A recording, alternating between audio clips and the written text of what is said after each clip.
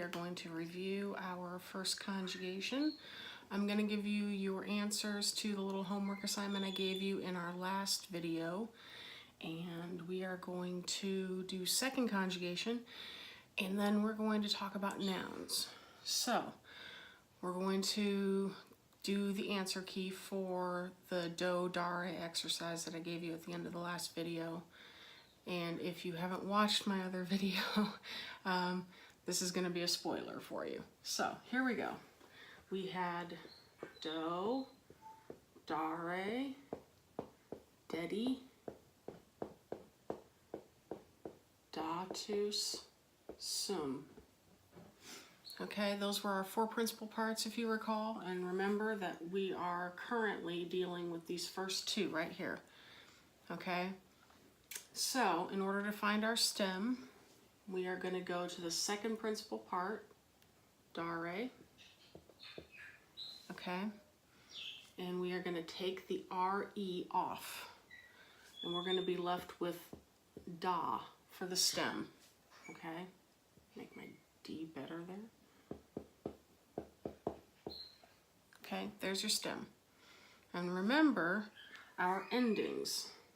Okay, we have first, second, third person, and we have singular, and we have plural. Okay, so our endings were O, S, T, mus, tis, nt, and T.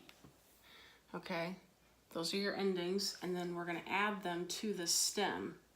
Now remember, the A in the stem is going to go away for the first person singular because the O is a stronger vowel.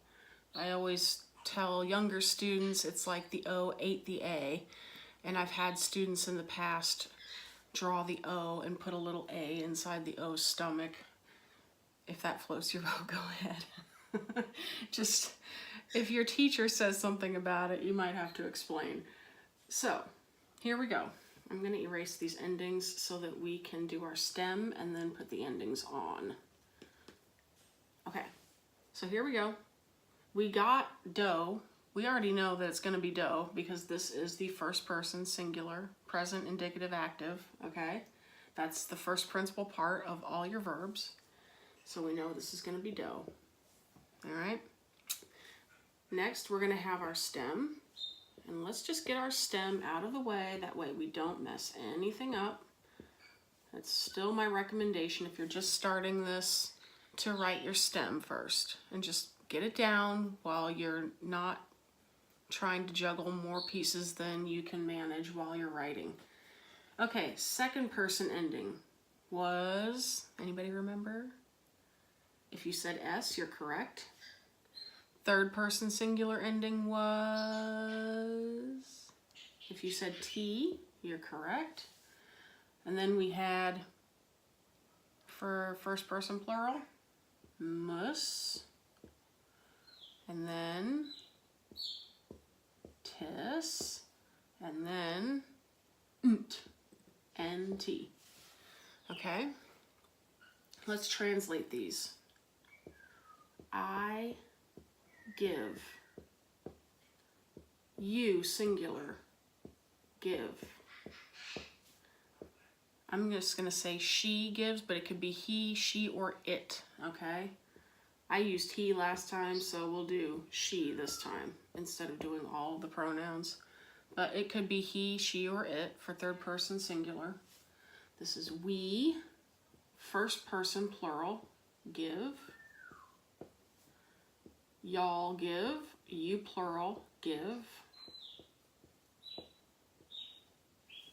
And this is they, third person plural, give. Okay, so do, das, dot, damus, datus, dant. All right, that's what you should have gotten if you did the assignment from last time. If you didn't get this, if you got it wrong, write down the correct answers so that you have them, and refer back to my last video if you need to. But even, like I said last time, even if you're doing the same verb over and over and over again, the point is to get to a place where you're comfortable with what you have to do in order to get your stem, and what you have to do in order to put the endings on. Okay, and you also need to be working on memorizing principal parts as you get them. Okay, I do plan on including some worksheets and stuff in the description box. I haven't quite gotten there yet, but I do plan on doing that in the very near future. So be on the lookout for those. Those should help you. I will also try to include explanations so that you can have a hard copy of information like this, and like the other videos that I've put up. So there's that. The other thing I want to do is, while we're talking about our first conjugation and the present tense in particular, is I want to talk about aspect. And this isn't something that you really need to, no, it's not something to go nuts about. It might entertain some friends at a cocktail party, but this is something you need to be aware of, because at times it's going to sound better if you translate it in a particular way. Sometimes translating it just as a simple present tense doesn't sound as good, or it doesn't convey the meaning as well. So here's what I mean by aspect. Okay, aspect refers to process or event.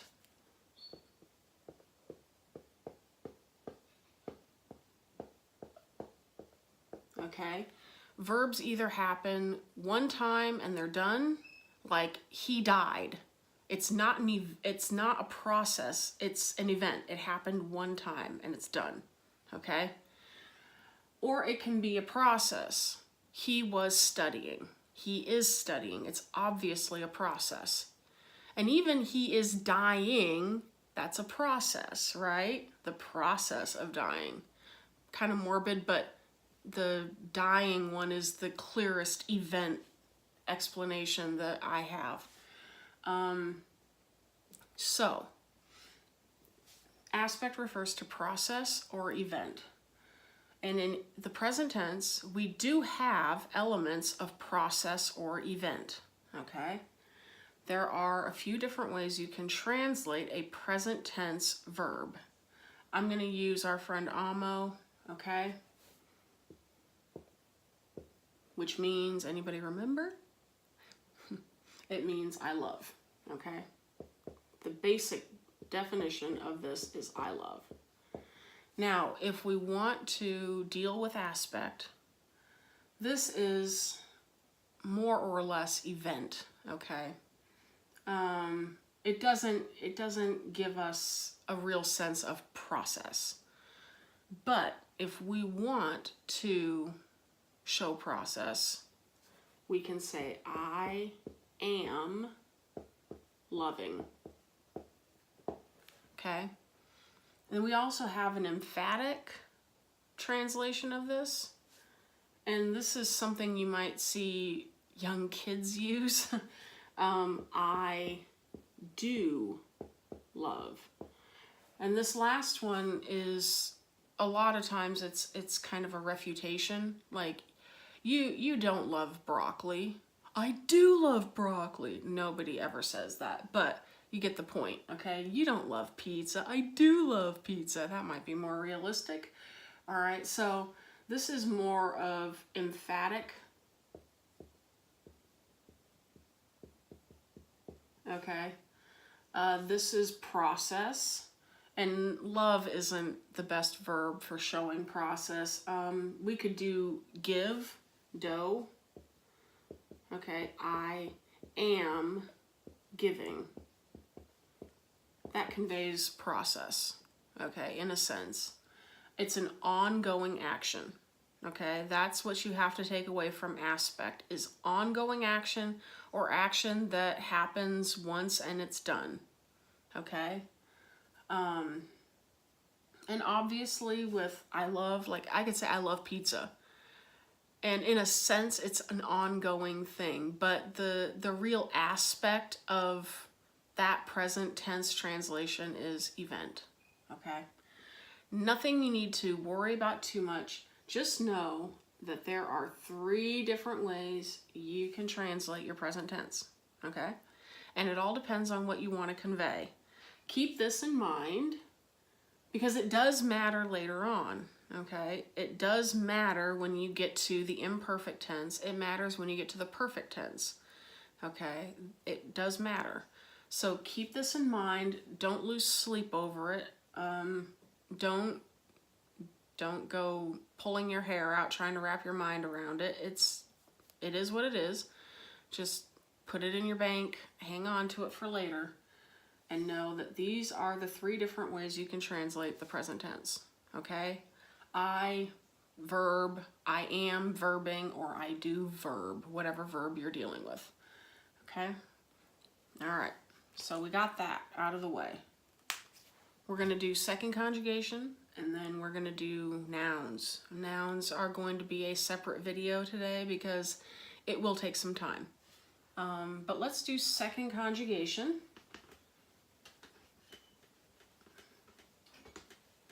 Second conjugation is actually a little bit nicer than first conjugation. There's no losing a vowel in the first person singular, so that makes it nice. And they are incredibly easy to spot. If you know your principal parts, you won't have a problem. Learn your principal parts. That's all I can say. Please, please, please. Okay, so we're gonna go with our old friend, moneo, monere. I know this is weird, manui. We'll get there, don't worry. And monetus sum. Okay, this is your verb for to warn. It can also mean to advise. Okay? All right. We get words like monitor from this, okay? Monetus sum. Monetus, you get monitor. Okay. There are a lot of English derivatives from this. So here we go. We're going to do present tense, active, indicative, okay? And we're going to do all of our persons and both of the numbers. So we're focused on our first 2 principal parts right here, okay? How do we find the stem? It's the same process that we had to go through for first conjugation. So we have moneo and we have monere. This E is long in case anybody ever wants to know why I say monere and not monera. It's long. Again, I would look up pronunciation guides if you're really concerned about your pronunciation. I will try to get a copy of a pronunciation guide put in the description box of my first video in the near future, and then you can refer to that. Most people don't have a huge problem with pronunciation, but if your teacher is really picky about it, or you're just super concerned, I can definitely put a little handout in the description box. Here we go. First person, second person, third person, singular, plural. Okay, we have to find our stem. What is our stem going to be? How do we find a stem? How did we find it for first conjugation? It's the same thing. We take off the RE from the infinitive. So what is our stem once we take that RE off? It's Monet. Not the artist, just that word. Okay, so here's our stem. Now, this guy is a very long and very strong E. So he goes absolutely nowhere. He stays around for the whole thing. You already know the present tense endings. OST, mustus, nt, okay? So all we have is a new stem, And it's a nice stem because this vowel is strong enough not to go anywhere. So we're going to write Monet, Monet, over and over again for all of the persons.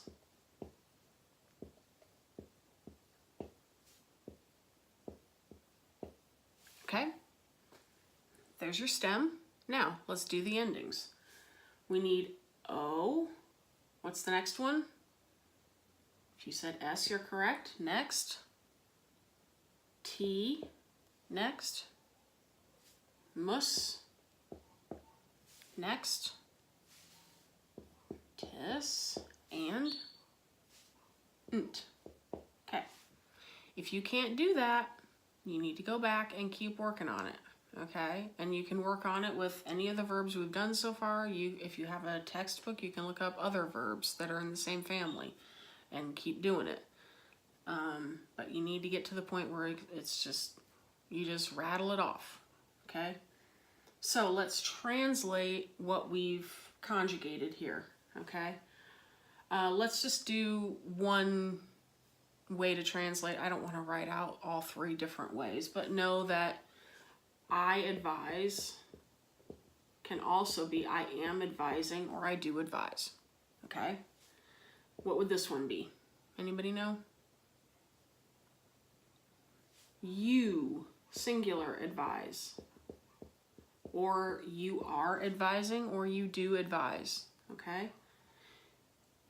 Let's do he advises. I don't really think that it would, I don't think it advises is gonna work all that well. So he advises, she advises, it advises. I guess if you got a telegram or something, it could advise you of something, or a phone call could advise you of something, but it's still usually a person doing advising. We advise. Oh my goodness, that was a bad A. It's hard to write like this. Okay. Anybody? Y'all advise, you plural. And they advise. You got it. Okay? And remember the 3 different ways you can translate this. I don't want to write it all out. I'm not that ambitious, but all we did was we found our stem, okay, by taking this guy off the end of the infinitive. I hope you guys remembered what he's called. Infinitive. It's going to be a big part of your lives, so get to be friends with him. It's going to be important. It already is important. Stem plus endings equals your verb, okay? And then here are the translations for your verb. Now, I'm going to give you another one that you can practice on your own. And in my next video, I will give you the answer key for that. This is one that we get a ton of English words from.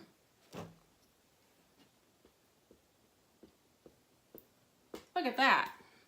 It's an English word that's actually a Latin word. Video. And yes, the V's sound like W's in classical Latin. If somebody comes up to you and says Veni, Vidi, Vici, don't be rude, but it's incorrect. It should be Weni, Weedy, Weeki. Caesar, who said that, spoke classical Latin, not church Latin. The church didn't actually exist in Caesar's time, just so you know. Okay, so here we go. Video, videre, weedy. Okay, that's the one that everybody likes to say, I came, I saw, I conquered. It's weedy. Okay, and visus sum. Okay, we get words like visor. Okay, we get video. We get a lot of English words that have to do with seeing. So you might have guessed that this means to see, okay? I think it can also mean to look at, but I'd have to look it up in a dictionary and make sure that that's a secondary meaning. It usually means to see. All right, so there's your practice, okay? Try it out. Remember, these two guys are the two guys you need to be worried about right now, okay? This is your perfect indicative active. This is your perfect passive participle, which you will get to later. Not going to happen anytime soon, okay? So that's where you are. Let's take a break, and I'll be back with some nouns for all of you who have been waiting to talk about cases and direct objects and indirect objects. We're going to hit it hard. All right, so hope this helps. Like my video if I am helping you, or if you're watching and you think this will help you at some point, because I need to know that people actually are watching this and I'm not just making crazy videos for YouTube. All right, I'll see you guys later. Bye.